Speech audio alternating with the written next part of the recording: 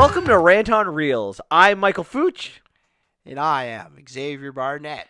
Today on the podcast, we do deep dives into Knives Out, 21 Bridges, and we let you in on our top 10 favorite trilogies of all time. Undisputed top 10 trilogies of all time. You cannot argue.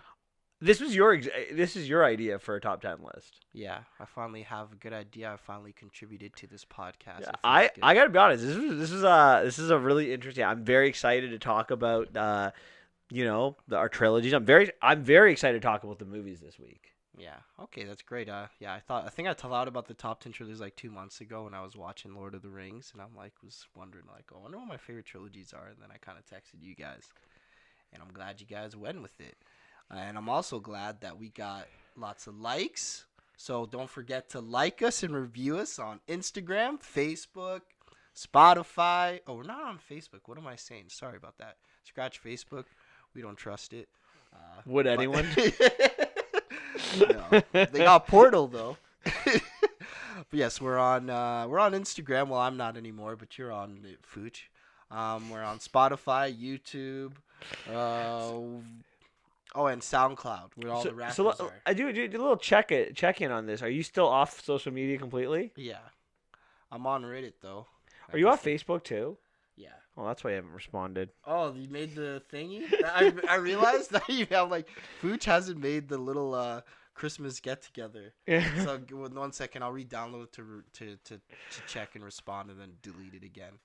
Anyways, none of our listeners care about our Christmas celebrations. They care about everything about us. It is the holiday season. This is the first, weekend of December. So, it's my brother's birthday today. It's December 1st. Have you started listening to Christmas music? No, but I started Christmas shopping. Now, during the Christmas season, do you watch Christmas movies? No.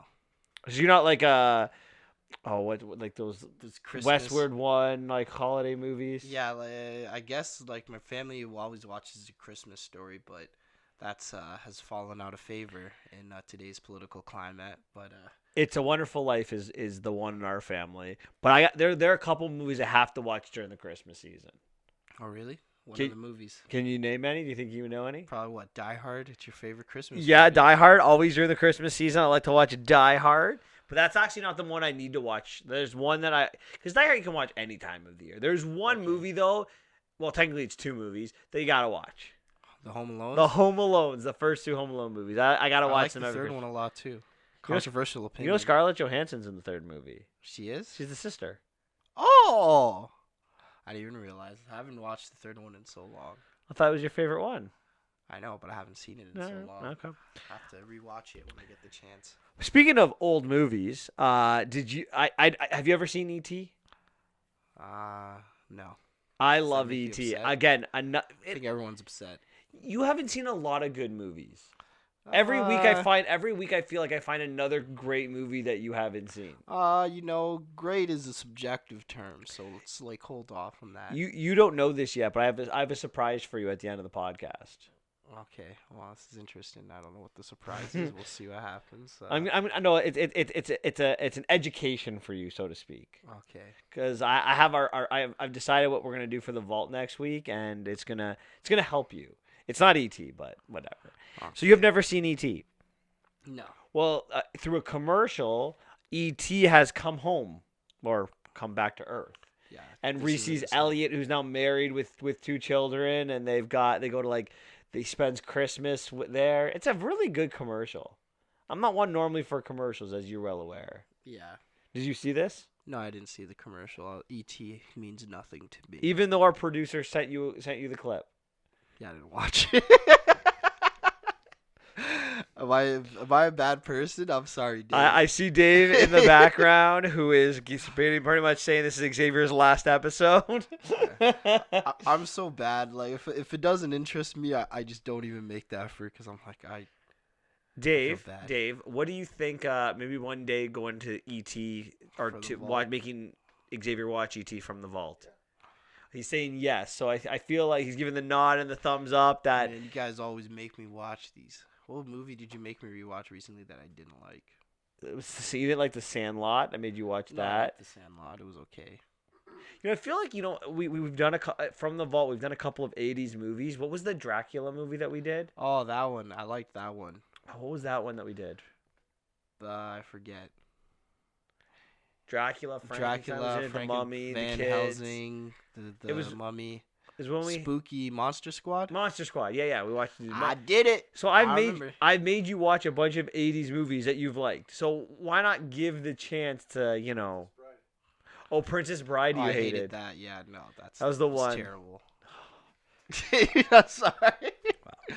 Anyways, that was the recap. You made me watch that. I really liked E.T. I would recommend anyone who loved E.T. growing up to watch this this commercial. It was really good. Okay. Do you have any news? Yeah, there's a new theater. A new type of theater, you mean? Yeah. Not a new theater. It is a new theater. Okay, it's better than IMAX. It's 4DX. What do you think? Extreme. So the 4DX is the concept is when you're watching this movie, you have like the smells of what's going on, the different touches. They have special seats. The shaking. It's like that shaky movie. Like, those shaky seats, not movie. What are those seats that made us kept moving? I watched John Wick 2 in it. This is different. It's got a whole section. Yeah, this is like remember you didn't walk into the theater. I did after watching Knives Out after watching 21 Bridges. Yeah. I walked into the theater because I had to see, and I'm like, oh, it smells like it's got new theater smell. Yeah, it did. Well, the new car smell, the new anything smell. To be honest. Oh yeah, but I'm looking forward to watching a movie in 4DX. Are you? It. Let's do Jumanji next week. If it's on there, yeah, absolutely. Okay, let's do that. It's okay. I got scene points. You do mean in 2 weeks though, because next week is 2 weeks. Yeah, sorry, I forgot. The next week is there's no good. No movies. The Aeronaut, but I don't know if that's coming to theaters. I think it's a limited release. Okay. Anyway, we'll talk about that. Yeah. The only thing I want to talk about is, have you seen all the baby Yoda memes? Yeah. How adorable. Let's get right into the Mandalorian episode number 4. So spoiler alert at this point for the Mandalorian.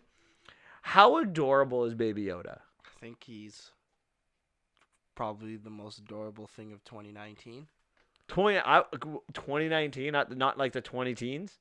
Well, there's Baby Groot as well, who's also very cute. Damn it. Yeah, you win. It's a hard nut. So maybe we'll rank that for the end of the year. The top 10 cutest creatures. I think Baby Yoda might be a little bit cuter to me. I don't know. Maybe because he's like more of a puppet and just the face he made. No, it's Groot because Groot says I am Groot in this that little Baby Yoda's just like. I love it when he's playing with the controls in this. Controls? Yeah, for those controls, I could not. I was like, wow, that's like the Mandalorian. It's such a serious tone, and then you see the Baby Yoda, and you're like, I forget I'm watching the Mandalorian for a second. It's like, oh, this is nice little, just the Star Wars feel. Like it's a little bit of everything for everyone. It's true, which makes the franchise so good. Yeah. What did you think of Episode 4? I liked it. Just trying to. This does really feel like people are saying it's like a Western, like a modern space Western. And that's what it feels like, It's just a lone guy trying to find a home for... trying to protect. Yeah, trying to protect the little baby, but he's going to be in danger wherever he goes. I like how we're calling him a baby. He's 50 years old, right? Yeah, but he's baby. I know. It's so adorable. He can't even speak English. So cute. Or what do they call it? The basic language, I think, in Star Wars. It's called basic. He can't even speak basic. Now... This episode dealt with like the Mandalorian helping a group of people in the middle of the woods of a planet. Did you like this concept? Yeah, I really like the use of the ATST. That was a very interesting part, like in the creative way they did to kind of defeat it. Because obviously they're a bunch of farmers. What the hell are they going to do against an ATST? That thing's taking out rebel soldiers, like trained soldiers, and these guys are farmers that never used weapons before. It's a classic, gotta stop the bandits, one can train a bunch of people, we've seen this story many times in other shows and stuff, but it's still great. I still enjoy the episode. Thought it was very well done. I really liked the, what did you think of the female character in this? She was great. The old rebel. Yeah, she was great. I didn't know she was a shock trooper. I thought she was an old, oh, thank you. I appreciate that. I thought she was an old stormtrooper, but I guess she was an old rebel. Rebel, yes. Okay. makes much more sense then. Yeah, I thought she was a great character, a great addition as well. She's just living her life, and she seems calm and capable. And you kind of get the idea of like what happened after the Rebel Alliance, right? What happened to some people. So I feel like this is kind of good bridge between the Force Awakens and the 30 years that's happened before. Right? Yeah, no, I agree. I very much agree with you.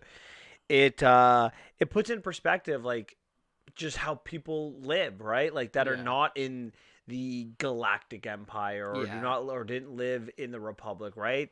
I mean, I think that's one thing Star Wars hasn't really done well in its cinematic universes. We always seem to be on these like outer planets. We don't get to see like kind That of would know like life. It's all just desert crap. or like in this case a lot of trees, right? A lot Yeah. of forest. A lot of trees or a lot of water. It's pretty much just the four elements all constantly. I liked a lot of the characters that were introduced in this. I liked the mother, how like you clearly see the chemistry between her and the Mandalorian. Yeah. But the best part of it, like, I don't know if it's the filming, I don't know if it's the storytelling, I don't know if it's the actor, but you don't see this guy's face, and the emotions that you can get from him, I think, are very powerful. Yeah, that's funny that you say. A lot of people have been mentioning that. Like you don't see the face, but like the tone of voice, the way he just looks aimlessly in the helmet, like exactly. Even from like the first scene when he was like asking questions about it, he just stopped silent. Like, okay, this guy's plotting to like save the kid. Maybe it's because we know something he doesn't or anything like that. But like, yeah, you can really tell the emotion, and he's wearing a freaking helmet. I know. Insane. So I think that's an amazing acting skill, right? And I think the filmmaker should get setting is right. the filmmaker should get a big round of applause for that one. Is there so you really liked the kind of final sequence, the battle at the end? Yeah, of course I love battles. Yeah. Battles are my favorite parts of I movies. loved the when they get to this planet, they go to the bar and he orders the Baby Yoda like a drink, and the girl like he's like, "Who's that girl?" Like, and she's like, "I don't know. I'll go find out." And she like disappears. Yeah. So he like follows her, and they get into this fight, and like they're like aiming a gun at each other. Then the baby Yoda just comes and just looking at them like, "Ooh, what are you guys doing?" He's so funny, and then like they see him eating the kids see him eating a frog, and then he kind of spits it out because he's like, oh, they don't like that, So I guess I do have a question, something I don't really understand. Maybe you can help me. Okay. What the hell are these fobs? How do they work? Trackers, I guess. So here's my question. If they're trackers, why would the Mandalorian even ever be safe wherever he goes? So I think so. It's kind of weird how it works. I think there's like something that he was embedded with that he probably has to take out of Baby Yoda and something like that, and that's probably like the tracker or something. Because like when the FOB was tracking to where I think it's like something that's with his genetic DNA, because it was turned off when he delivered it to the person, and he was on a medical bed. So, But my question is this, right? It can be tracked anywhere in the galaxy, correct? yeah, technically, So- it's not really good tracker. It's just like if you know, like I guess it beeps more the closer you get to something.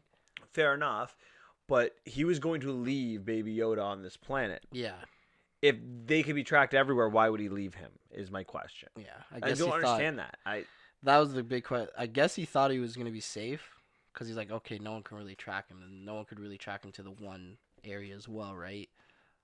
Before, because he was very hard to find beforehand, and it was the hardest job, right? He was paid a lot of money for it, so I guess that's why. Okay. Are you ready? Is there anything else you want to talk about? No. I do want to mention that Bryce Dallas Howard directed that episode. Yeah. Do you Related to know? Ron Howard. Well, Ron Howard's daughter. She's an Yeah. actress, though, right? Yeah. Also known as Jessica Chastain, Yeah. because they always get Jessica confused for each other. Chastain and Amy Adams, yeah. Those three. But I thought she did a fantastic job. I thought she was great. You know, I hope she doesn't get away from being in front of the sorry, I don't hope she doesn't. Yeah, stop you going want in to see front her of the Jurassic camera. World 3, right? No, God, no. But other movies, she's good in. Yeah, and maybe Black Mirror episode, another one. Oh, she was so good that Black Mirror Yeah. episode. All right, are we ready to begin with our movies of the week? Yeah, Knives Out, baby. All right, what are your opening thoughts on Knives Out?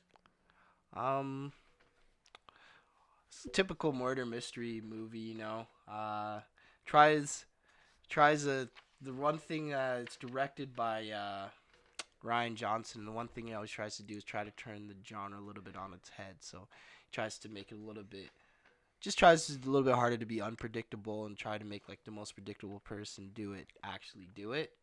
You know, but the thing I liked about this movie is the characters, the interaction between all the characters, like the family. They were the most interesting aspect of it. I wish we seen more of the family interacting because those were probably the best parts of the movie. There's like two parts that are like my absolute favorite. I'll tell you when you do the recap and everything like that. And I wish there was a little bit more of that. It kind of falls a little flat in the middle section. I'd say the midsection, and then it kind of ramps up again in the third act a little bit.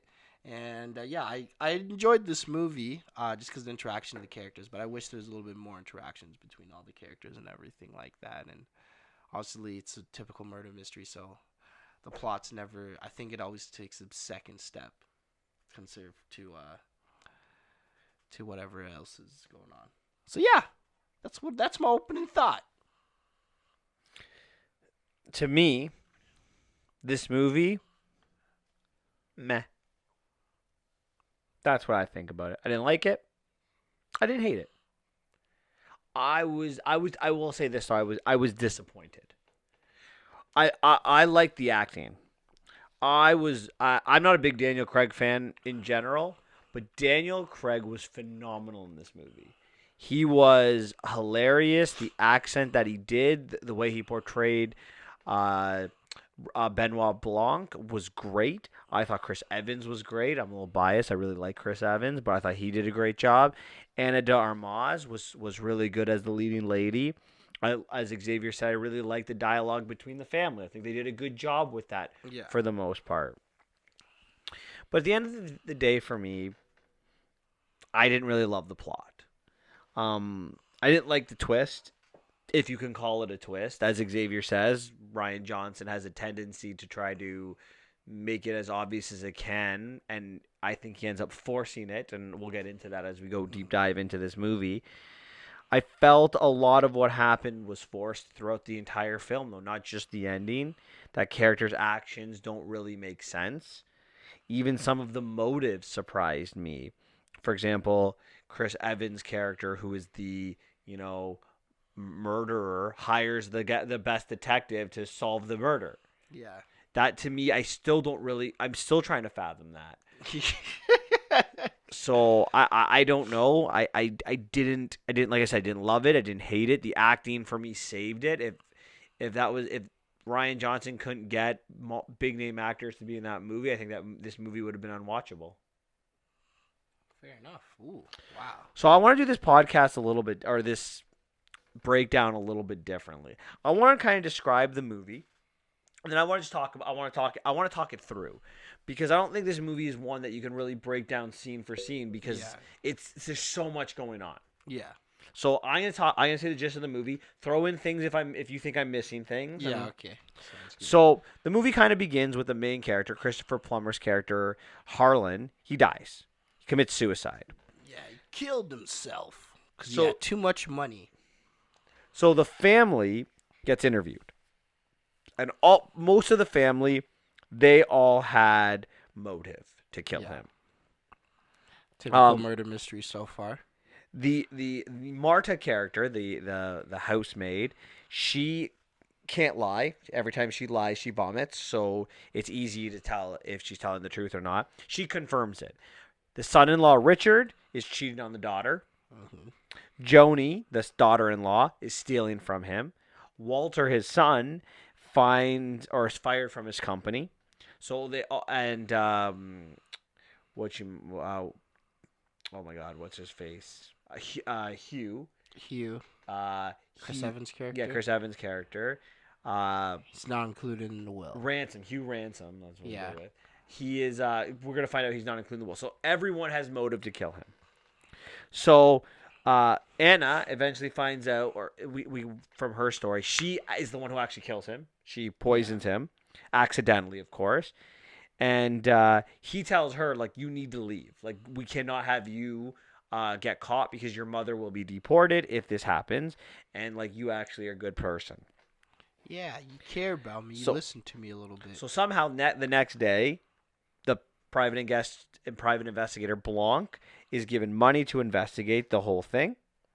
So the investigation occurs. It turns out that it was the grandson Ransom that Did did the whole it. time. That Marta didn't actually poison him. That he switched the labels and then gave him the poison, and then he took out the antidote from her medical bag because she was his nurse. So, also, what we find out is that she actually didn't use the poison. She used the right bottle initially. Yeah, but so he killed himself for no reason. Yes.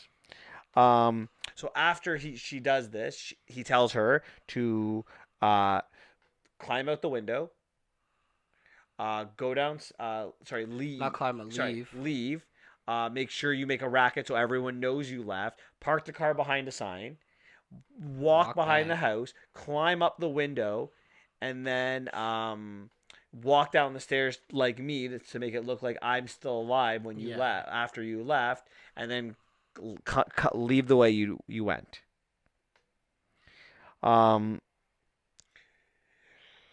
But she realized that we find out later that Ransom took out the antidote. Yeah. Ransom did the exact same thing she did.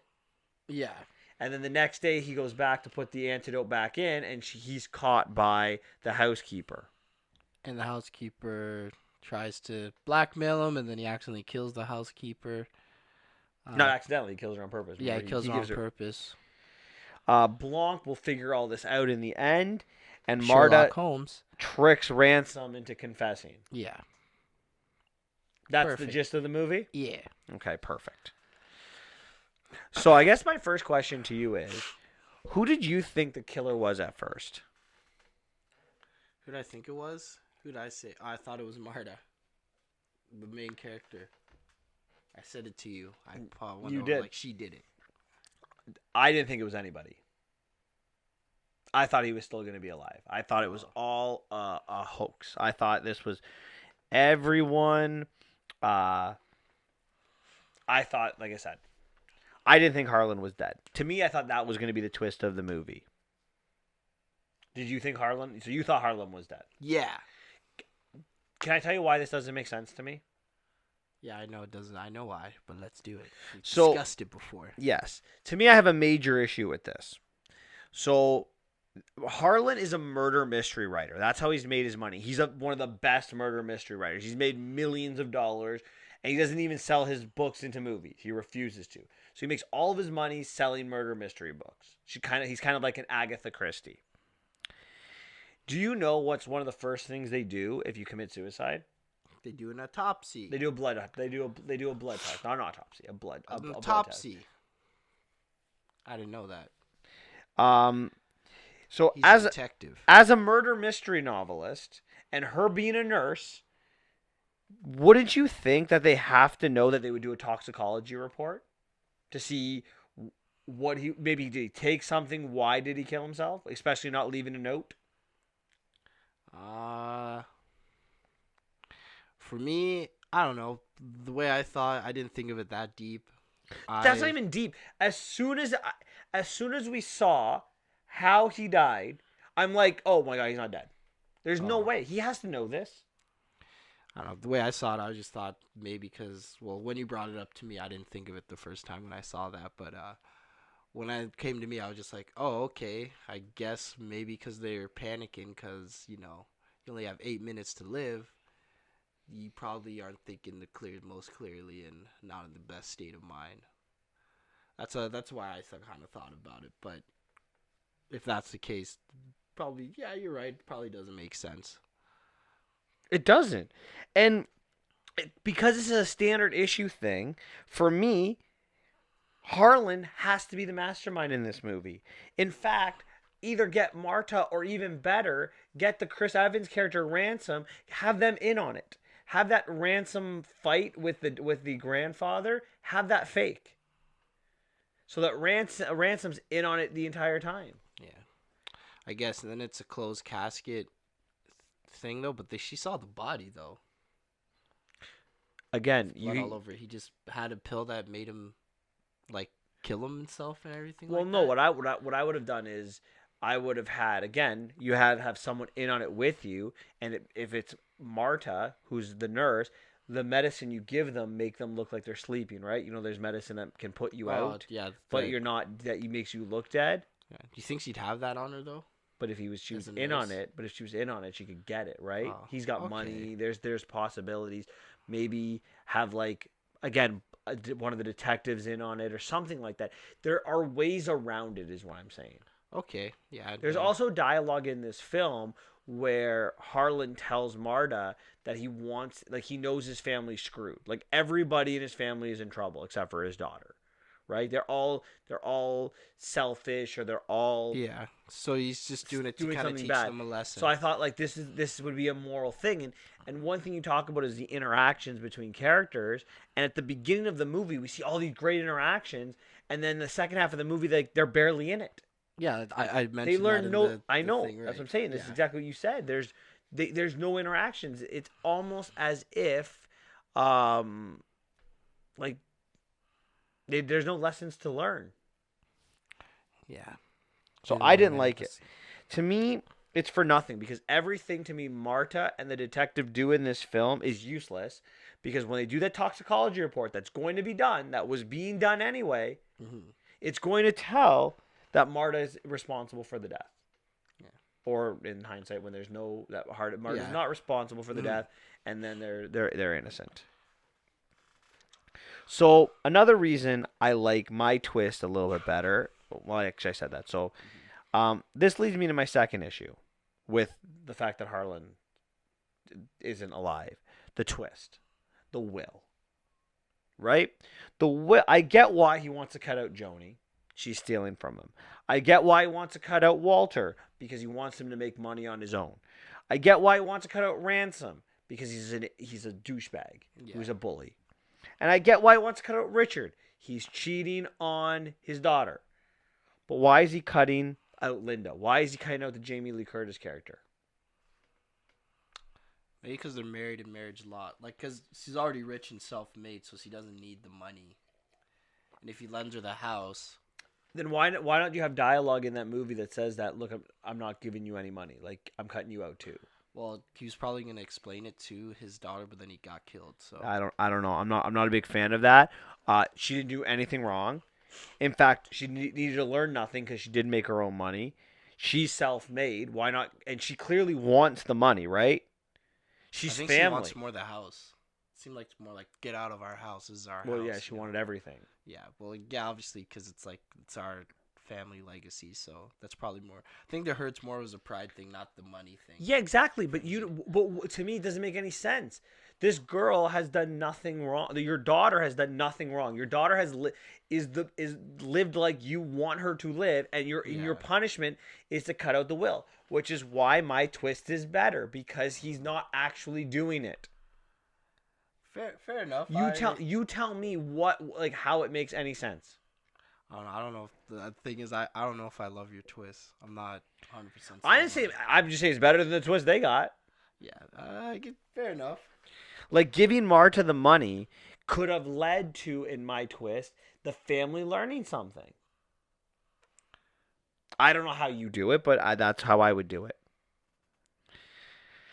Did you expect a twist when they showed Marta kill him in the first 30 minutes? Did you had called it before this that Marta was responsible? Yeah. And then you saw her do it at 30 minutes into the movie. Did you expect a twist coming, or did you expect that she had done it?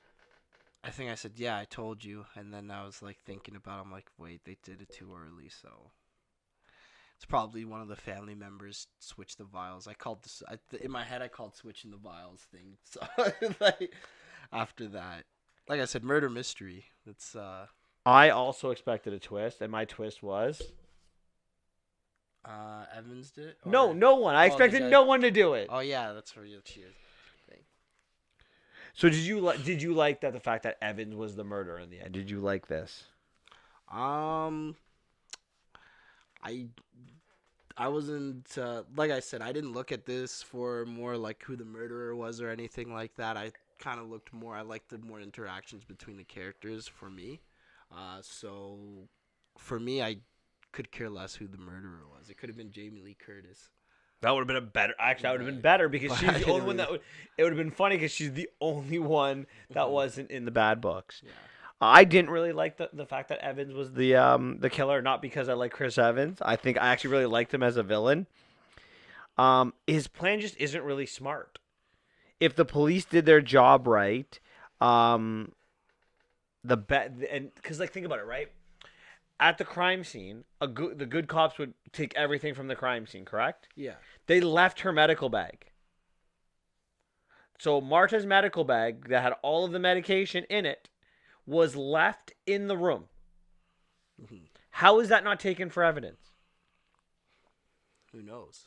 Again, you might look at this. To me, you might look at this as nitpicking, but this is a murder mystery. You're supposed to be trying to figure out who committed this crime, and I'm as a viewer, I'm trying to figure this out.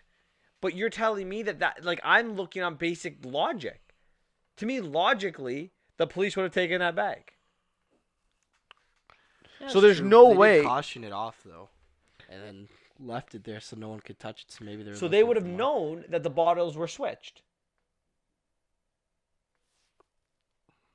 Maybe. right? They would have noticed that the antidote was missing. So again, if the bottles are switched and the antidote was missing, there was clearly foul play. You know, not to mention his motives aren't really that great. He wasn't he wasn't dying. Why not try to get back into the will? Because he's a douchebag. I guess kills. that one makes more sense. See, I think the twist would have been better if he was in on it. In fact, you know what? You know what? I just to kind of challenge you to like maybe what do you think of this? So Harlan's still alive, and what he was doing in this entire story was trying out a new idea for a book, putting it into action to see how it would play out. I guess. Would you like that idea? I don't know. For me, murder mysteries, I don't think they're never like the plot's never the main thing for a murder mystery. It's more like Can we compare it to a movie that we watched together last year? Murder on the Orient Express. Now, I have a question about that movie. Did that not blow your mind? What, that they all did it? Spoiler Yeah. for that, by the way. Yeah. I thought that was stupid. Oh my god! Did you see it coming? I didn't see it coming. Did it make but sense? I guess So a little bit. I just want to tell you, barely. Agatha Christie, when she writes I'm a not gonna murder lie. mystery, I like this Knives Out more than probably Murder on the Orient Wow. Express. I guess. That just me personally. So I don't know. I don't know what to say. That I definitely don't agree with you. I watch a lot of TV like procedural drama, so I see a lot of. So that explains it. I then. mean, See, I'm that's why, yeah. sorry, but I have expectations. You can't dumb down a plot, and I think Ryan Johnson loves to do that, dumb us down and not put a plot into place. And you know what? You talked at the beginning of your opening thoughts. You thought the family was not used properly, right? Yeah, In the first half, you loved them, right? yeah. In the So, third half, I like. Was the only part of the family to show that there was dysfunction in the house? I guess that's in the show that they had more motives. Like, I feel like Meg, the granddaughter, and Jacob, the grandson, were completely useless characters. Yeah, no, they didn't really use them much at all. Even Linda at the end finds out that Richard's cheating on him and then just punches him in the face. And that's the extent of one of the characters coming to terms with what Harlan wanted them to come to terms with. Yeah, well, I felt like that was just pretty much, what's gonna happen. They're gonna get a divorce. He gets a punch in the face, but the movie was already 2.5 hours long. I don't know if we need another 5 minutes of them explaining what was gonna happen and how they're gonna get a divorce and they're not gonna be back together, and him saying sorry and we're gonna fix this. Fair enough. Another thing that bothered me in this movie was that things weren't developed. I'll give you an example. Marta wasn't invited to the funeral, but a couple of times we have Linda and Walter saying that they wanted Marta at the funeral, but they were outvoted. Yeah. Did you like that this wasn't developed? No, I didn't like that either. I didn't Why? like that. Just because I was curious. Like I said, I want to know, like, what's the family dynamic of the whole thing. Like, obviously, they say she's part of the family, but she's not really, I guess. That's what I really wanted to see. Yeah. I would have loved more development. Again, we just didn't get it in this film. It was very disappointing. Yeah. It was I'm good. a lot of little things disappointed me in this. And there's a lot of nitpicks, I will admit. But I mean, when you have a murder mystery, I do think it's important that the plot makes sense. I guess. I mean, it's just pretty much who did it, blah, blah, blah. Yeah, there's holes in the story, but there's holes in a lot of movies. Can't argue with that, but a murder mystery, a plot is you can't save a movie if the plot's bad in a murder mystery, in my opinion. In my opinion, I think it's more of the characters for the murder mystery. That's the interesting point. Fair enough. That's where we disagree. Audience, feel free to break our tie on this. I guess the last question I really have on the negative aspects of this is Rian Johnson. I make no ifs, ands, or buts. He's done 2 other movies, Looper and Star Wars: The Last Jedi, and I think both of them are crap. This movie's a little bit better, so I might be biased knowing that I don't like the storytelling. Truth comes out. I don't like the storytelling elements of Rian Johnson. Where do you stand on Rian Johnson in the 3 movies that I've named now? I haven't seen Looper. I don't like The Last Jedi. So does this movie improve on him? This movie has improved on him for me. Would you want to see a Rian Johnson take control of, let's say, a franchise that you like? Let's see. Which franchise do I like? Anyone. Like a Marvel franchise, like the next Spider-Man movie? Sure. I don't know. Let's see what he can do. You know, you can't knock it until he tries. And if it sucks, it sucks. So your answer is yes? Yeah, I'd like to. I wouldn't want him anywhere near a franchise. I don't trust him. I don't like his storytelling. I don't think he's a plot person, and I think that is a fundamental important thing with a movie. You said it best in your opening thoughts. One thing Rian Johnson likes to do is he likes to turn the genre on its head, and I don't think that's effective. It's effective if you know what you're doing. I think, who's a good director that always turns the genre on its head? Nah, I don't know. I can't think of one right now. You can come back on next week and tell me one that does. Steven Spielberg. Not really. War movies. He doesn't turn the genre on its head. He just makes the genre better. I guess, yeah. I mean, if anything, I think the closest you can do it to is Nolan. But even I wouldn't say he turns the genre on its head. We're talking about someone who takes a formula and says, no, we're not going to use this formula. I'm going to use a completely different formula. That's the exact opposite of the formula that works. I think Nolan does that a lot. And it works for him, but not everyone can be Christopher Nolan. Right? Now, he can take a charge of any franchise he wants to take charge of. Yeah. Well, he does whatever he wants. All right. A lot of cojones. A lot of negative. We've done a lot of negative. Yeah. I think we can agree that the acting was great in this film. Yeah. Which character did you enjoy the most on screen? That's hard. I enjoyed all of them. Like, every character was very interesting. Well, aside from, like, the characters that had the main scene. So, obviously, the 2 kids were kind of useless. The 2 grandkids. But, obviously, I liked, the detective. I forget his name. LeBlanc. No, just Blanc. Blanc. Benoit Blanc. Benoit Blanc. The two other guys that he was. Pick one, Xavier. Come on. I can't pick. I like all of them. It's a great performance. It carried the movie for me. So. I like Blanc. I thought he was hilarious. Like, he is, like, again, this is one thing I think that Rian Johnson did well with changing the genre.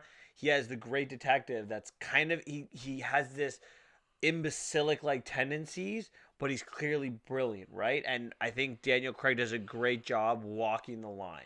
Okay. You know what I mean? Like, Yeah, I know. he's I know. he's very smart, but he has a lot of times where he's just Where he just gets out to lunch. underestimated. Yeah. You know.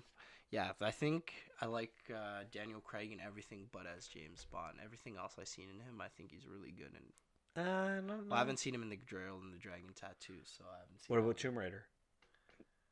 He's in Tomb Raider. He's in Tomb Raider too. Is he the bad guy? No, he's like the love Love interest. interest? I have to rewatch that. I don't know how I feel about it.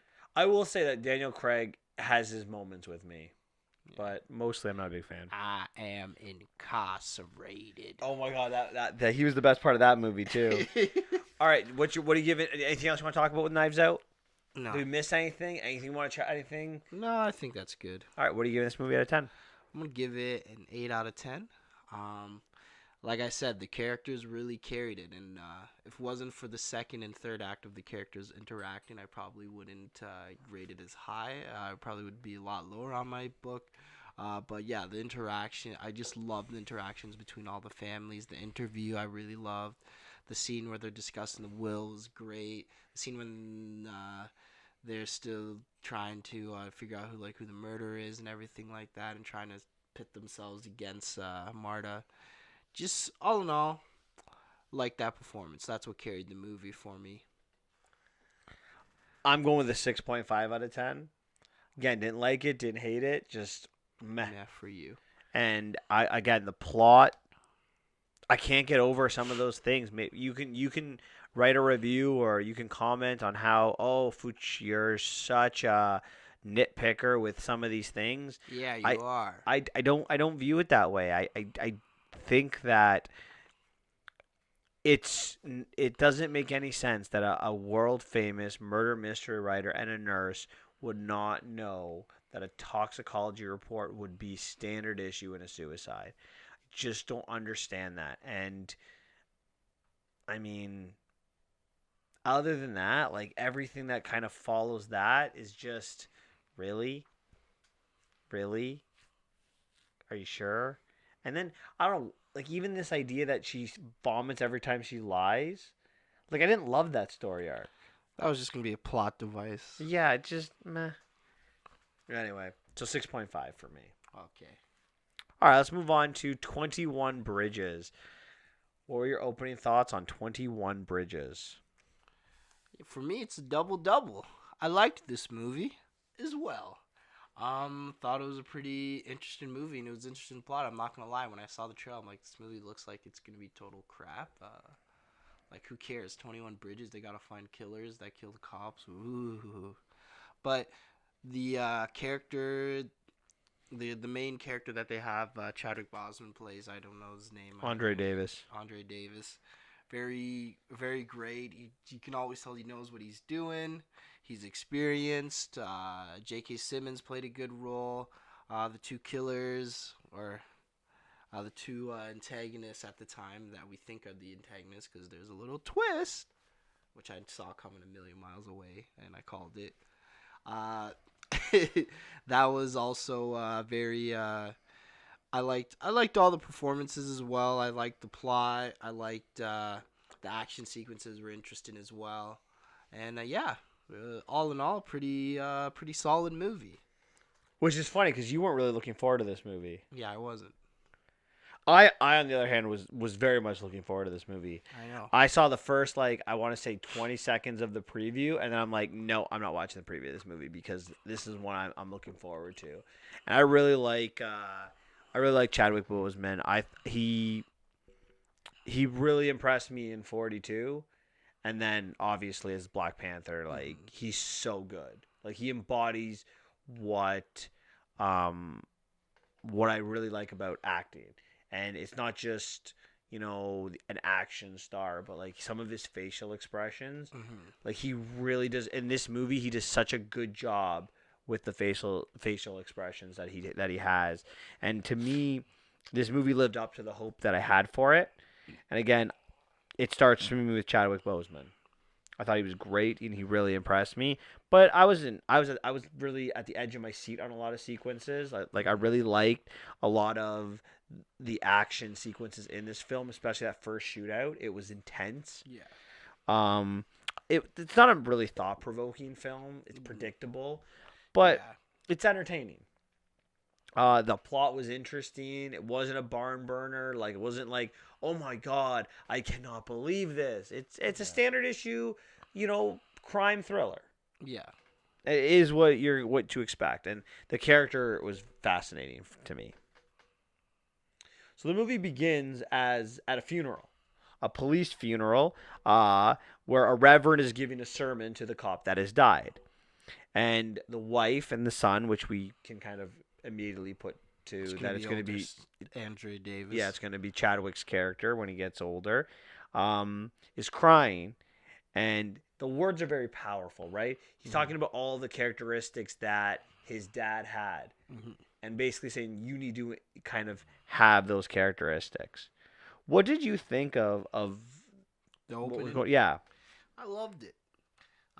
This is kind of got me into the story. I kind of liked it because pretty much, like you said, he's saying all these virtues and qualities of a good man. It kind of gives you the idea. I was paying attention to these virtues and qualities throughout the entire movie to see if he displayed it, because I'm like, I think this is pretty much foreshadowing exactly what kind of person he's gonna be and how he's gonna deal with certain issues. So I was a big fan of that. yeah, and he's going to take these issues to heart, right? And I Yeah. think that's really important. So we get the movie then kind of begins 7 years, or not 7, like 30 years later, 20 years later, something like that. Yeah. Not 20. I wouldn't say 20. Wasn't it like he was like 13? I want to say 15. He said he was like in his 30s. So like 20 years. Yeah. 13? Oh, yeah, you're right. I don't know, I'm 15 wrong. to 20 years later. It says it in the movie. Whatever. It's something like that. It's not a big deal anyway. So it's we get to like an IA meeting, like internal affairs. Yeah. And apparently, Chadwick's character Andre likes to fire his Pop gun, off. and he's apparently shot 9 people in 7 years, Yeah. or 7 people in 9 years, something like that. He shot a lot of people. And he gets called in for Killed it them. and says they were all clean deaths. That, you know what, they were all justified. What is the purpose of this scene, do you think? So I didn't realize. You're not going to realize the purpose of the scene till the end of the movie. Well, I didn't realize it till the end of the movie. That's why they kind of put him on the case, because they think he's a shoot first guy. Because the twist. Well, not even the twist, right? A bunch of cops were killed, so Yeah. they want that. They don't want those people to. They don't want those cop killers to get away Yeah. They or want go him to jail. dead. They want. So they're like, oh, this guy's killed a lot of people in 7 years. He'll shoot to kill. Yeah, I think Just on I didn't know it was going to be that, but I expected it was something to set up the plot for later on. Yeah. It's very subtle. It's not. Doesn't explain 100%, but you know. You can But put the it's a line- good it's a good Yeah. touch, a good touch to the beginning of the film. You can read between the lines. Yeah. So then we've got we also kind of see that he's a family person. Like his dad is dead, but his mom still lives with him. Yeah. She takes care of his mom. Mm-hmm. Then the virtues. yeah, absolutely be family oriented, right? Yeah. Respectful, and you can see when he comes in, he has a place for his badge, a place for his Yeah. gun, pictures of his mom and his dad. Yeah. Just a good guy. Kills people. I'm just joking. So 2 men, they're gonna rob this winery kind of place. Yeah, for some 5 pounds of kilo yayo. But it's Chi-Chi it's got really the a yayo. coke facility, and they thought they were stealing 5 keys of coke, but when they get there, Whoa. they realize it's 500 pounds. Yeah, yayo, man. You gotta say the street name. The feds are listening. Well, they said keys on there, didn't they, on the movie? Well, you said coke. You're so obvious. You're such a narc, bro. What is it called on the street? Yayo. I don't know what that is, but okay, yayo. Do you think Do you think our audience would know what it is? Yeah. Anyone that's listened to a rap song knows what yayo is. No. Even rock stars know what it is. You're living under a rock. I am. buddy. I do live under a rock. Such a I'm such a Captain America. No, you're a narc. I'm gonna keep calling you that for the rest of the podcast. podcast. Okay. So on the way on, as they're leaving with, I guess, a fraction of this 500 keys of Yaya. Yayo. Yayo. Yeah. Oh my God. Thank God that's on the podcast. I love this. This is amazing. This is the best podcast ever. Such a narc. I'm just calling it a Coke. So they leave with a fraction of the Coke. Yeah. The cops are arriving, but they're not arriving to kind of like a silent alarm has been triggered. They're arriving like they're knocking on the door, like they're clearly dirty. Clearly, am I not right? They were clearly dirty. Like there was no doubt. They're clear. If you're knocking on the window, that means you're trying to sell some yaya to the street. But yeah, you're right. They're clearly dirty. So then we have this huge shootout where they kill all the cops. I think there's they kill them 9 cops or something like that.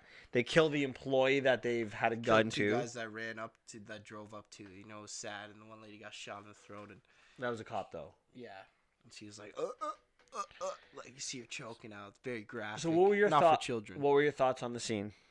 What do you mean? What are my thoughts? This was amazing. Wasn't it a great shootout scene? It was intense. They were. You could tell these guys were military. I'm like, okay, so these guys are definitely military, just the way they're moving and everything like that. And the cops, sorry, man, it's Navy SEAL versus a police officer. The Navy SEAL is gonna win 9 times out of 10. Mm-hmm. Well, also the fact that they're carrying like machine guns Yeah, and the cops are ARs. carrying pistols. ARs and didn't they have shotguns? The other ones, the 4 that came out, they had better guns, didn't they? They have like submachine guns, maybe. I think. Maybe, but it was good. It was good. It was a very enjoyable sequence. So the robbers, they go see the guy that kind of told them. They gave him the tip about where this cocaine was being held. Is cocaine acceptable, or do I have to say yawo? Yayo, not Yayo. yawo. Oh Whatever. my I'll God. get it eventually. What a narc.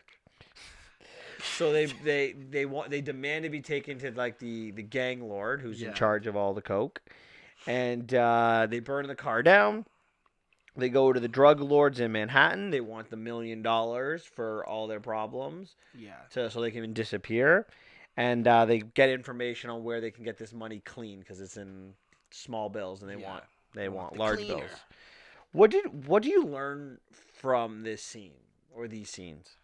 These scenes, you learn that one of them's the smart one and one of them's the hothead. Yeah, Michael's smart. He's able to calculate how much money that cocaine's gonna go for in a matter of seconds. Mm-hmm. And then Ray, Taylor Kitsch's character, is an idiot running through a red light. Yeah. What are you thinking here? He's like, no. And the guy covered his face when he saw that. Now, did you like the drug lord, or do you think he needed a bigger role in this film?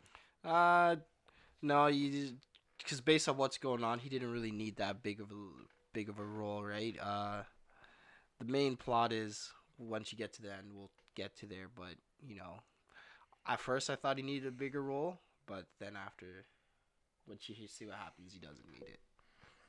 So we get bigger. So meanwhile, while this is all Villain going is on, the government. Meanwhile, while this is all going on, Andre gets called in to investigate. And he makes quick work of exactly what happens. He figures out how many perps there are. He figures out some of the mistakes that the cops have already made in their analysis. He figures out that they thought it was smaller amount of coke than what they expected. Yeah. He figured out they were going to Manhattan, etc., etc. Because he's smart, capable. This pretty much sets the scene that he knows what he's doing. What do you think of how he controlled the crime scene? He seemed like a badass, He's like, Can you get out of my crime scene, please? And these guys look at him. He's like, listen, I got stuff to do, okay? I'm the big kahuna here. And pretty much all the members of that precinct were not happy to see him. Yeah. Because they all were like, oh, they're gonna arrest him and not kill them. We want these guys dead, kind of thing. Yeah. And that's kind of like the thing in the rest of the movie. Like it's Andre that has to protect the bad guys because all the cops are trying to kill him. Yeah, which I guess like they're mad. These guys are just trying to do their job and they got killed. Yeah, exactly. And at the same time, they're trying to cover themselves as well. Some of them, yes. Yeah. So the captain of the precinct, he puts his narcotics officer, Freddie Burns, Sienna Miller's character, with him. Says, you have no choice. Yeah. Did you think the captain was in on this?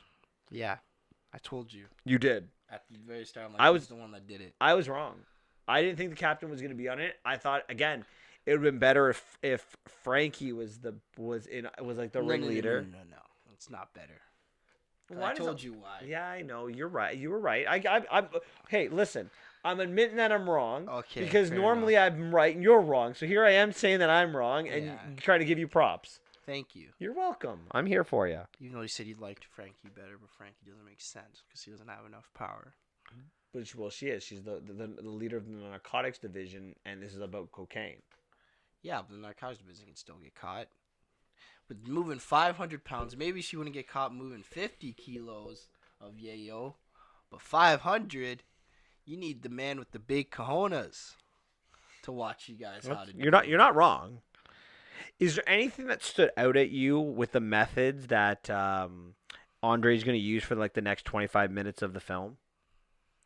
Not really. Just I really like the girl, the Bush's girlfriend. So like the guy that takes them to the guy who takes the robbers to the gangster, the drug lord. I forgot.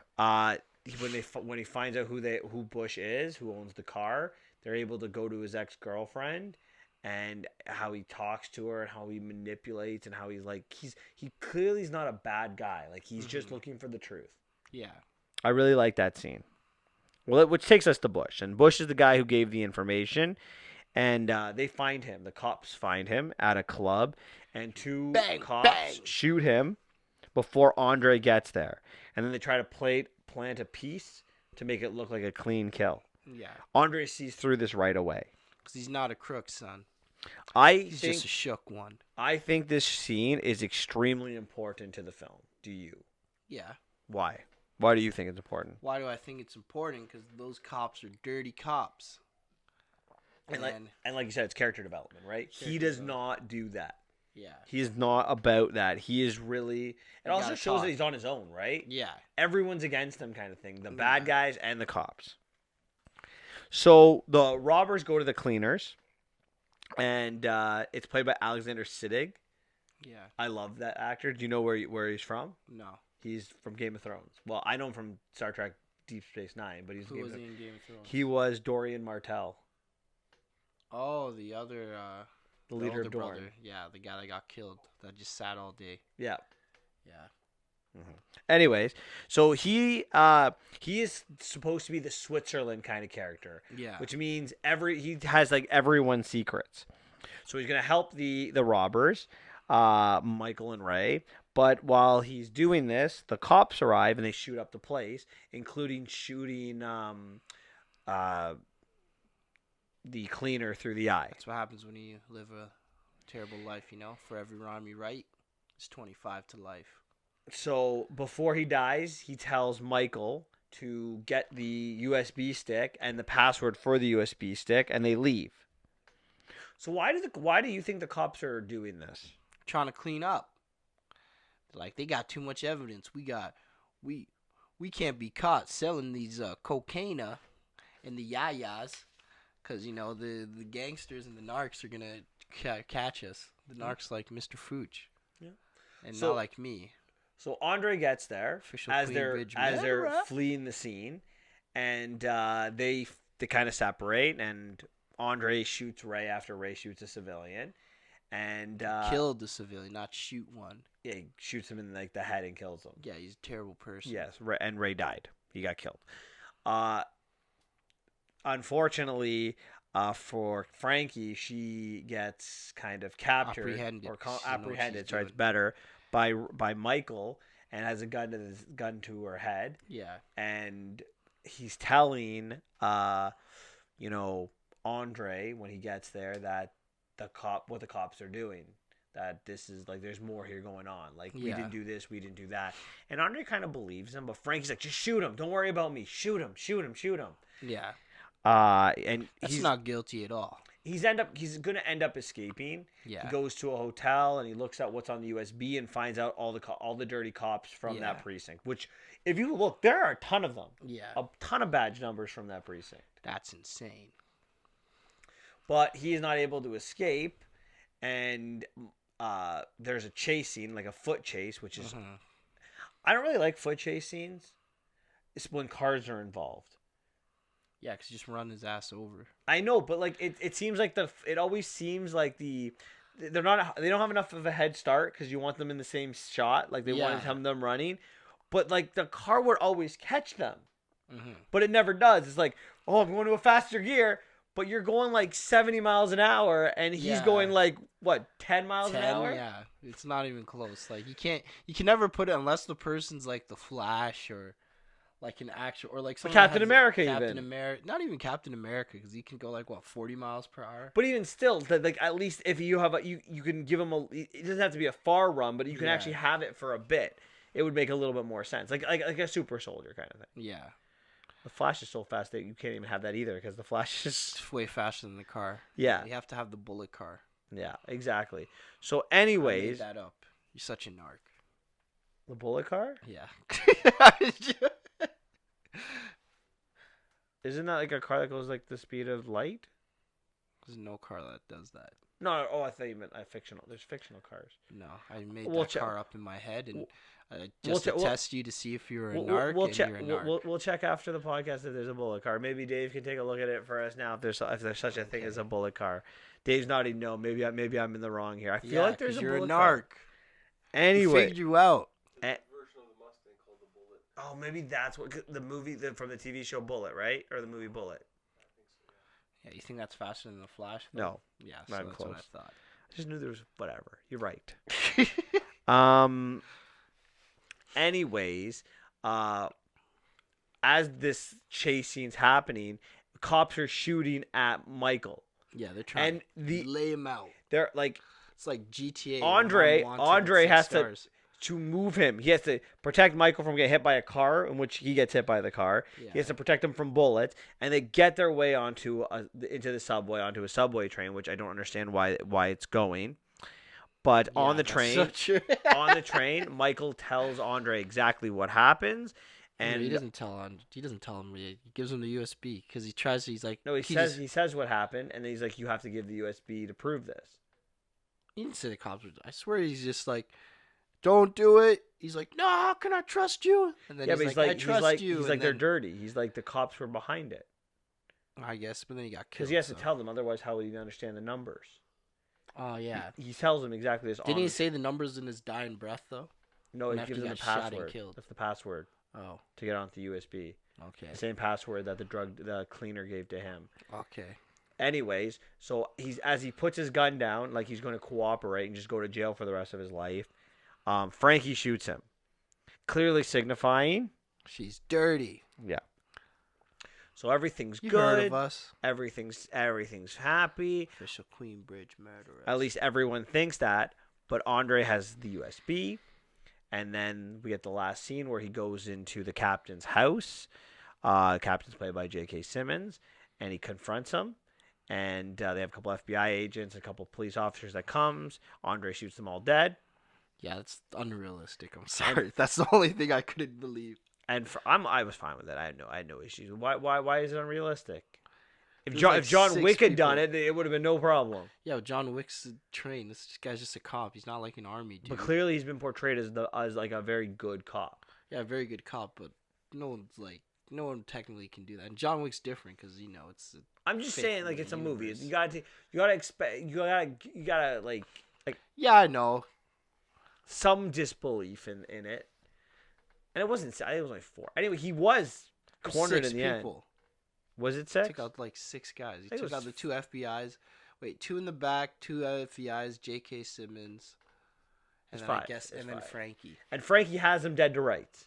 He's Yeah. gonna shoot. She's gonna shoot him, and he's like, I've got all. Everything's been given out. Like, it's over. It's like, out. Doesn't matter if she doesn't shoots matter. him dead. So she doesn't shoot him. She gets arrested, and the movie's kind of over on. It's a happy ending, except for the families of the Burns family and the captain of McKean, because more crooked cops are killed. It's very sad for those families, but happy ending for Mr. Andre Davis. The one thing that really upset me in this movie is the cops are crooked. No. Trust in the government. Well, I mean that's become a standard issue. Tinfoil hat theories. That's become kind of problematic in Don't movies. trust the government. But at least they're not all the cops are bad, and I think that's an important thing. But no, the deputy chief Spencer in this movie is played by Keith David. He's in the first scene in the kind of the church, who's kind of consoling Andre and the wife. He's in the death and then scene. then he's in the shootout scene, but he has like no dialogue. This is a big name actor. I feel like he was misused, don't you? Yeah, I recognized him. I didn't know his name, and I'm like, oh, it's that guy. Always plays his freaking police chief though. Yeah, he's in Armageddon. I really like him there. He did a sitcom. He's funny. Like I expected him to have a bigger role. Yeah, I thought he was gonna be like arresting them, and like Andre Davis, like, yo, this is what's going on. I thought, but no. So the movie sucks now. Did you feel for the robbers? No. Do you think that they try to make you feel for the robbers? I don't think so either. Did you think so? I thought they tried to get us to feel for Michael more than Ray. Like they made even some of the dialogue give the backstory about like like how his brother was killed and then he was the smart one. Yeah. Yeah, but if you're so smart, why are you going to life of crime, bro? And plus he punched out a thing. He just had a bunch of problems, you know. I think they tried to make they did. I didn't feel for them. Yeah. But I think there was an attempt. Yeah, that was a big fail on their part. Yeah. Did we ever find out? Maybe I missed it. How they the mistake that there was 500, not 5 kilograms of. Yeah, the mistake is we don't really. Do they actually explain it in the movie, or the reason why it's because they're like, we don't plan crap out. We just do what we got to do. Like, I forget what it is because the line is like, you know how he says the drug lord. No, you know how like what's his face Bush's character says all the things about the drugs, like, oh, this cocaine costs this much, blah blah, that's why we need $1 million. He's like, oh yeah, he does his homework and stuff like that. 'Cause he's like, we don't do our homework, we just say there's a stash. If it could be 5 kilos, could be 500, we don't really know, which makes sense because they're not the smartest drug dealers, you know. They're not like cartel members that actually plan their things, or mafia, you know. It's just. So that's the reason why that happened. Okay. I didn't. I'll be honest. I missed that. Yeah, because you're a narc. You don't pay attention. I guess I have really one more question that I want to talk about. Would you like to see a sequel with, or like basically another movie with Andre Davis, another Chadwick Boseman's kind of character? I don't know. I think this is a one-off to me. If there's a sequel, I wouldn't mind, but. I like not to see crying for one. But you can do a sequel. Like this movie adheres nicely to a sequel because you're just following a detective. Yeah, it's a detective. That you can have a sequel, but do I need one? No. I'd like to see one. I'll be honest. I like the one-offs because then the sequel might ruin it. A la Matrix Reloaded. There's a hint to the. Of all the sequels you went to that were bad, you went to the Matrix Reloaded. Yeah. I mean, there's a lot of worse sequels than the Matrix Reloaded. Yeah, I know. What's it called? The new Top Gun. That hasn't come out yet. Independence Day you could have gone with. I was trying to think, one of your childhood movies, Independence Day. Yeah. Anyways, anything else you want to talk about with 21 Bridges? No. All right, what are you giving it out of 10? We give this an 8 out of 10. Solid performances. I'm not gonna lie, the one scene I could not stand is the scene where the guy got shot in the head. I'm like, okay, the way the people were knocking was super aggressive. I'm like, and then he looks through the window. He doesn't seem like the brightest guy, even though he looked really capable until that one scene where he got shot in the face. And I'm like, oh, okay, so I guess he's an idiot. But yeah, that's one little gripe about that. And yeah, that's pretty much not pretty much it. But I forgot what else I didn't like. I had it in my head and I can't remember. If I remember, I'll interrupt you very rudely and say what it is. Sure. I'm giving this an 8 out of 10 too. I really like the movie. It's interesting. It kept me on the edge of my seat. It's entertaining. The reason it's not higher, I don't think it's got a lot of rewatchability. Yeah. I don't. It wasn't as thought provoking as a movie could have been, and there could have been more. There could have been more development on certain characters, but overall, it was enjoyable. Yeah. Alrighty. All right, let's move on to the next. All right, our top 10 favorite movie trilogies. So Xavier, you may begin. Okay. What is your number 10? What's your 10th favorite movie trilogy of all time? Okay, my number 10 favorite movie trilogy of all time. Don't look. Such a narc. Is the original Alien trilogy. So Alien, Aliens, and Alien 3. Now, I love Alien, and I love Aliens. Alien 3 kind of falls a little bit down the mark a little bit, but those two other movies are so iconic and uphold so much value to our lives and scariness. And I don't know if my mom's listening to this, but I bought her the box set of Aliens and Predator for her birthday because she loves those movies. So I can't wait to rewatch them again. Please don't be listening. She won't hear this yet. Take a while before you upload this, but yeah, just a great, December 1st. I know. We got 24 days before this comes out. But yeah, just I really enjoyed everything about it, just a great character, and then it comes to a close with Ripley killing herself. So I mean, so the fourth one you don't look at as counts for Alien? No. All right, fair enough. It's dead to me. My number 10 is the Scream trilogy. I know they made a fourth one like a decade later, but like it was designed for a trilogy, right? And the fourth, it was designed to be a trilogy, and it's a spoof movie, which is why I really like the Scream. It was like a serious horror / spoof film, and it was kind of traditional. All three movies connected to like a traditional. This is what would happen in a sequel. This is what would happen in a trilogy, right? They had a character that always kind of connected it to the spoof of that kind of movie. I like the rules of the horror, right? They had the rules of what an original one was, right? You never say I'll be right back. The virgin always survives. You have sex, you die, right? Mm-hmm. Like they had all of these rules on how to survive the sequel and the horror film. I like the humor that goes with it, the tone. They were great stories, and all three were very good. So that's my number 10. My number 9. The Terminator franchise. Ooh, that's the first two honorable mention for me are amazing. Amazing. Number 1 is absolutely one. Sorry, number 2 is amazing. Number 1 is very good, very very good. Number 3 is weak, but whatever.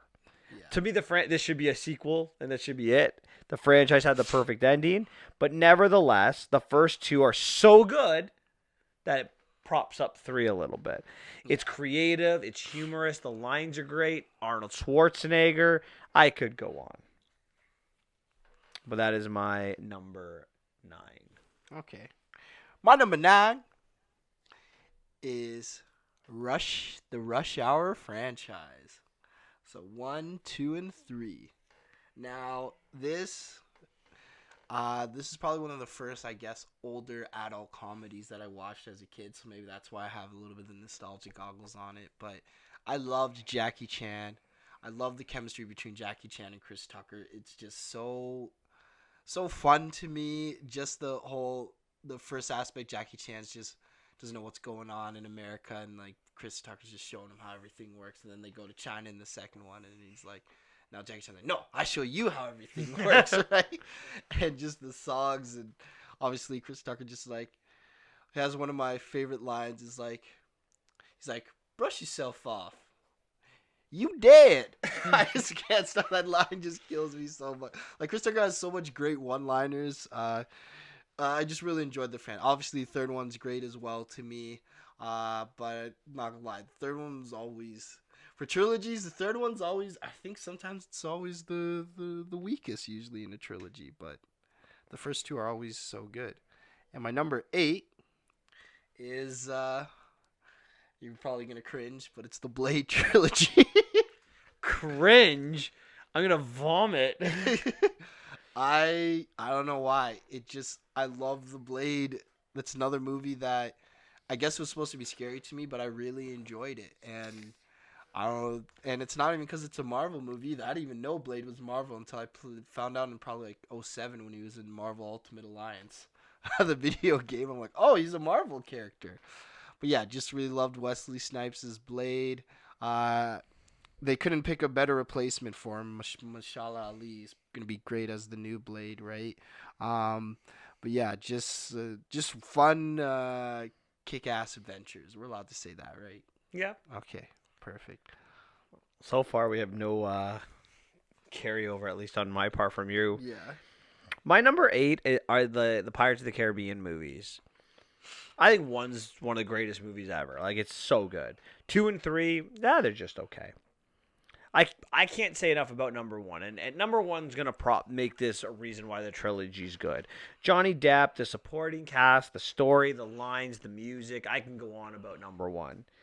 Number 2 and 3, the story just wasn't there for me. I feel there was so much potential that was never really tapped. It went too dark. It changed characters. It brought in the dad who I didn't really like. Killed too many supporting characters. It brought in even more supernatural elements that weren't needed. But number 1 was so good. And 2 and 3 weren't bad. They just didn't live up. Number 1 was such a good movie. They just didn't live up to it. But I really enjoy the fun-loving Jack Sparrow, and I really liked his franchise. And Will and oh my God, Elizabeth Swann were really good characters as well. My number 7 is the Dark Knight trilogy. I spent a lot of time in our top 10 talking about these, so I won't spend too much time. So you can look at our top 10 DC movies. All 3 made the list. 2 is one of the best. Like, up until the MCU started, I don't think there was a doubt that you would say The Dark Knight is the best superhero movie. And I still think it fits somewhere in the top 10, even with the MCU. It's such a great movie. Number 1 was very good. Again, I didn't love number 3. I feel like that Nolan was sabotaged in making this movie, right? You know, Heath Ledger died. I'm sure he was supposed to have a role in it. But nevertheless, these movies were fantastic. The lines, the music, they had you on the edge of your seat. And they were really what Batman was supposed to be like. After Batman really, was embarrassed with Forever and Robin, it brought Batman back to life. So that's my number 7, the Dark Knight trilogy. Okay. All right. For me, my number 7 is Fast and Furious 4, 5, and 6. Just great, fun action movies. I'm not gonna lie, when I first thought of them, I'm like, wow, there's no more racing in this. This sucks. But as an action movie, they're really great. They're fun to watch. Nice little thing about family. Maybe John Toretto's a little bit superhuman because he seems to survive buildings falling on him and everything like that. But it's just a great, fun movie, and it's very enjoyable. Totally different tones from the first 3 movies as well, I find, based on that. But obviously, it's been successful because they've been working good. My number 6 is the Captain America trilogy in the MCU. So I think this is the strongest trilogy in the MCU. Well, for now, we'll see what the third Spider-Man brings us. Because you can't use the Avengers either, right? That's the big one. I guess technically you could kind of use Avengers if you put the 2, but we agree that we weren't doing that. So this is the strongest one. If you don't include the Avengers, and maybe Spider-Man might beat him out. We'll see when the third one comes out. Yeah, right. But just great. My favorite one is Civil War. So this is the one where the third one's actually my total favorite. Stop looking at my list. Not looking at your list. Okay.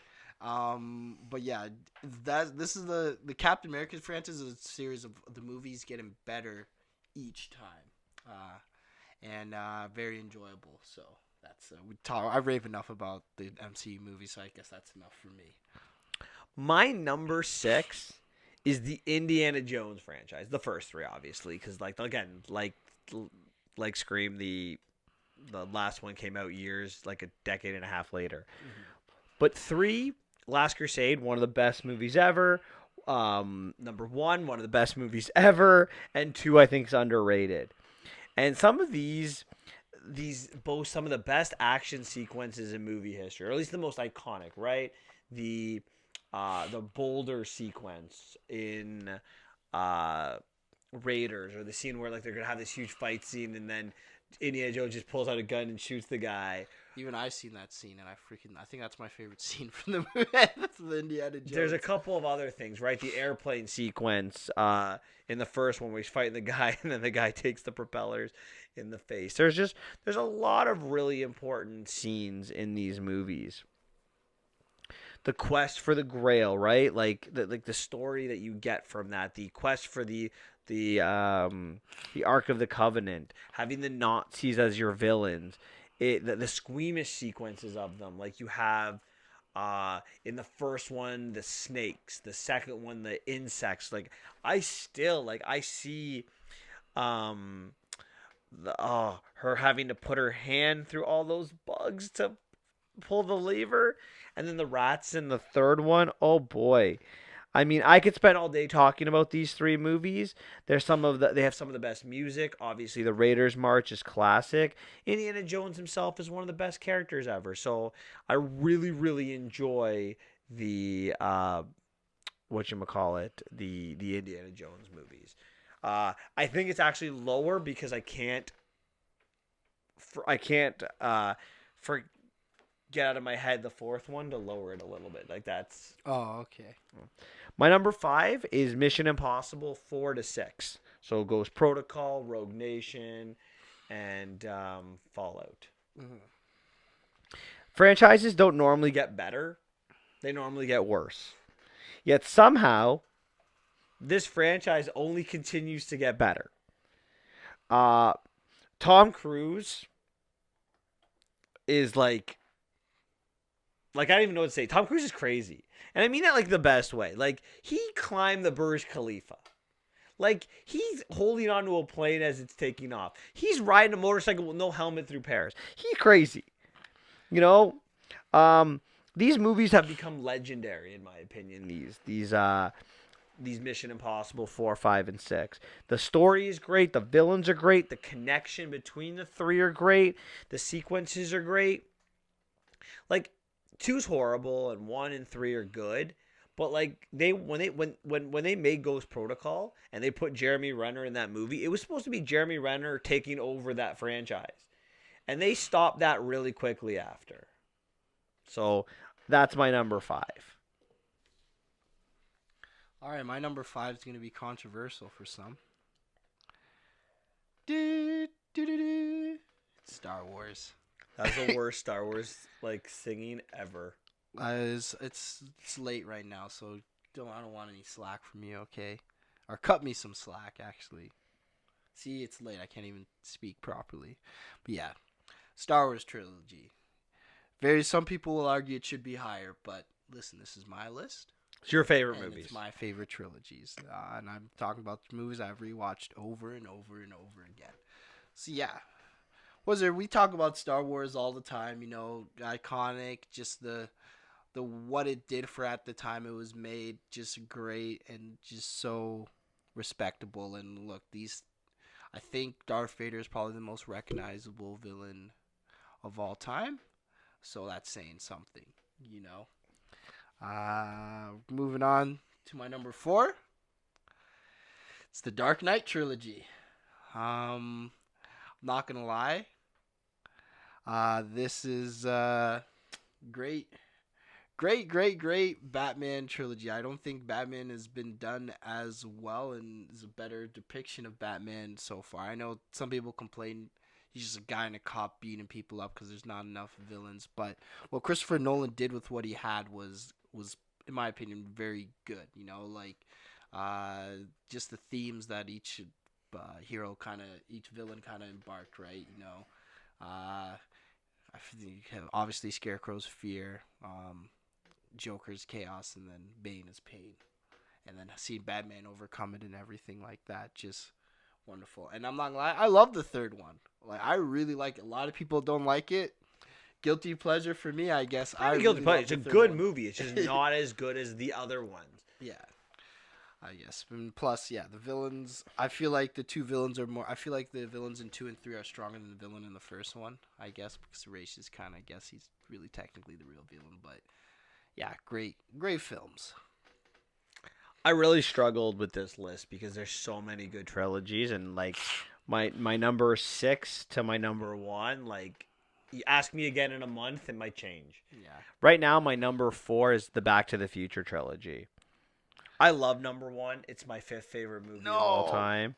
And 2 and 3 are really good. But I love the story. They're legendary characters. There's legendary music, legendary lines. It's fun. The action sequences are great. The stories are hilarious. Christopher Lloyd and Michael J. Fox, like, you can't replace them. They're so good. And I mean, it'll be 35 years next year for them, and the movie's just as good today as it was when it came out. My number 3, Star Wars. The original Star Wars trilogy. Not the prequels? New Hope, Empire, Jedi. Those 3 are the ones I'm talking about. Are you sure it's not A Force Awakens, The Last Jedi, and The Rise of Skywalker? No. Oh, wow. We're talking about icons. You could talk about Vader being one of the most iconic villains of all time. You could talk about Han Solo being the greatest outcast character of all time. Luke Skywalker, Obi-Wan Kenobi. I mean, we're talking about these 3 movies created a huge universe that is a cult kind of classic. And we can look at Lord of the Rings today. We can look at, Harry Potter today, the MCU today. But can it not be argued that Star Wars is really maybe Star Trek, but even Star Trek was only one show and a couple of movies. The first real universe that had books and everything was really Star Wars, and I think that says something. The music, John Williams, the captivation of the story, right? The hero's quest and the hero's journey that begins, the redemption arc of Darth Vader through 4 to 6. It's all really good. The connection, they're phenomenal, and I think that if you haven't seen it, you need to see it. Okay. Well, my number 3 is the Godfather trilogy. What? I thought that would have been your number 1 for sure. I told you would never get my number 1. Well, I know what it is now. No, you don't. I'm gonna write down what I think your number 1 is now. Okay. So my number 1 is the Godfather trilogy. Like, oh my goodness, the one movie. Like, I guess some people think Godfather's not rewatchable.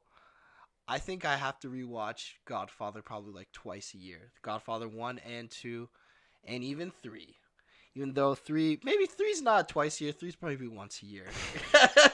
But the other 2, I watch like in quick succession because I just get so obsessed just watching both those movies. I think, and I'm not gonna lie, I bought both of them on YouTube, so I watch them on YouTube digitally all the time when I have the chance, right? So, what can I say about this? Just so iconic, seeing when Fredo betrays Michael figures it out. Just seeing how calm, cool, and calculated Michael Corleone is. I knew it was you, Fredo. Right, even Vito Corleone, seeing the story of De Niro and De Niro playing young Vito as well. Just, man, what great films. My number 2 is The Lord of the Rings.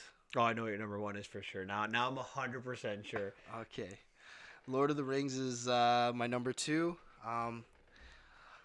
I love this franchise as well. I'm a huge fantasy nerd, and I told Fooch, and he was always surprised. He always thought I liked sci-fi more than fantasy, but I'm a swords and shields type of guy versus lasers and beam ups and everything like that.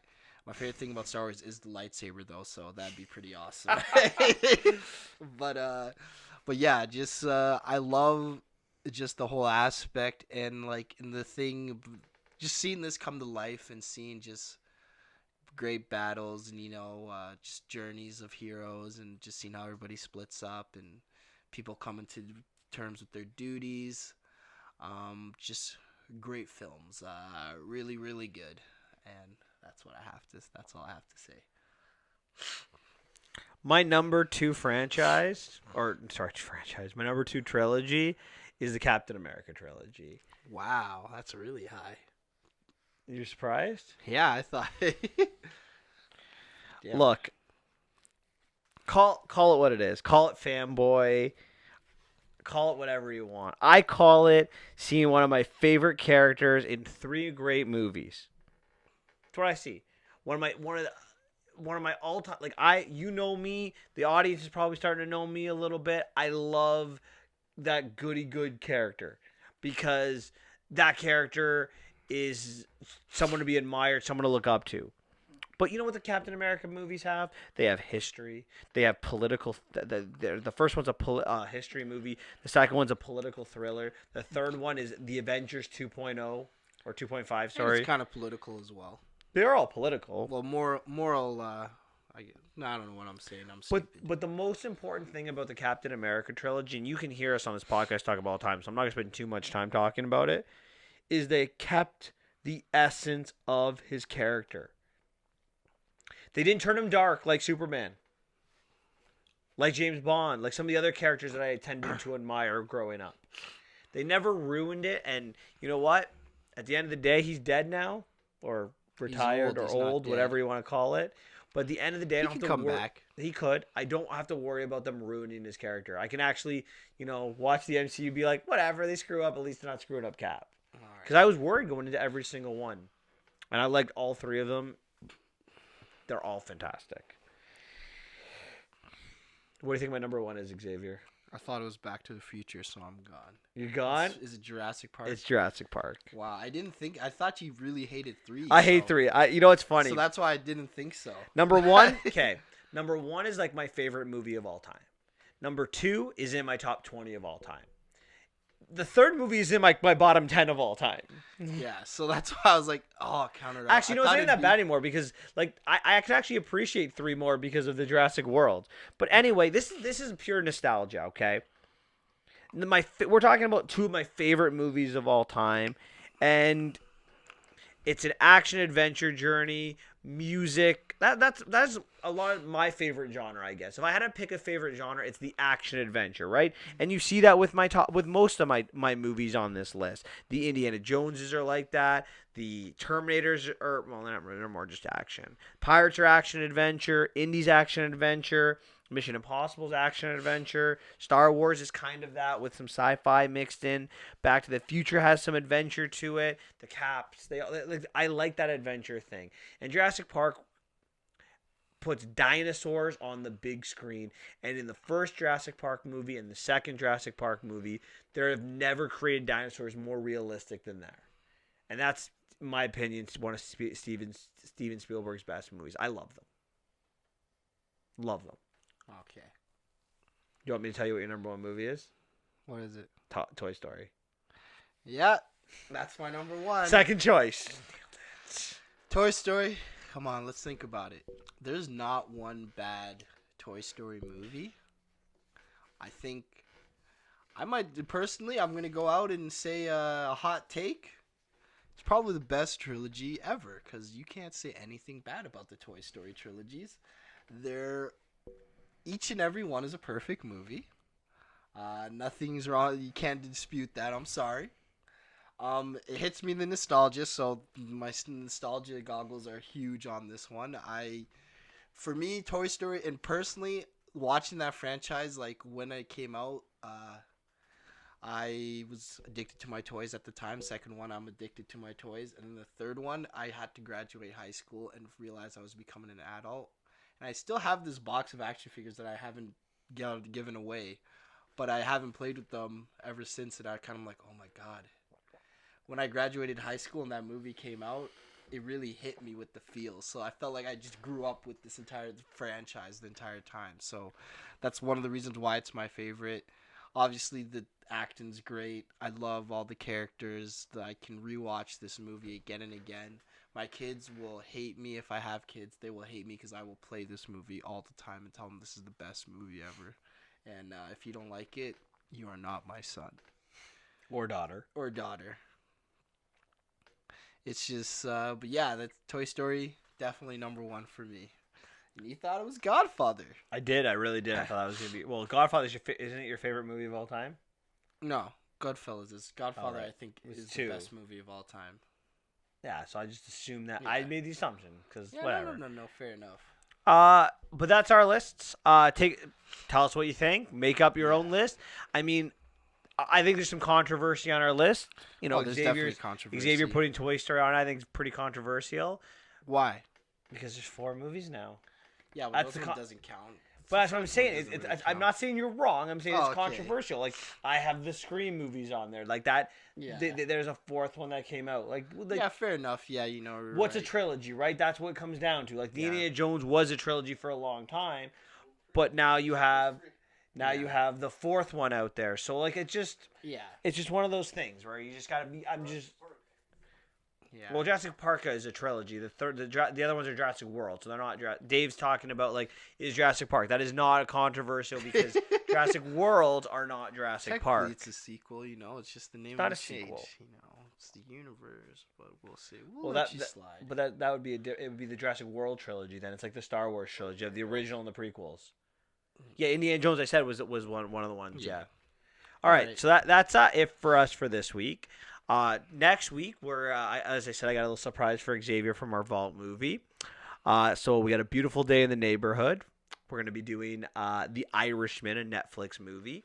I'm assuming Xavier's going to absolutely love that movie because it's a gangster movie, and that's right in Scorsese. And Scorsese, and that's right in Xavier's wheelhouse. So when he watches that this week, Gang. Xavier did refuse to go see that movie. I saw that movie with my dad in theaters in Toronto. Xavier's like, no, I'm gonna wait for Netflix. So it comes out this week sometime. Yeah. So you'll catch that on Netflix, and then from the vault. I am sick and tired, Xavier. I'm sick and tired of talking about Back to the Future and you not being able to understand the great quotes, the great music, the great characters that come from this movie. So next week we are going to the vault to talk about Back to the Future. That is your homework for the week, to watch Back to the Future. All right. And I want to go back to being 6 feet under from watching this movie. Well, please write hate mail to Xavier for not even wanting to watch the movie Back to the Future. But I'm gonna throw up. On that note, that is it for us for the week. You guys have a great week. See you later, and always remember, Michael's a narc. The yaya.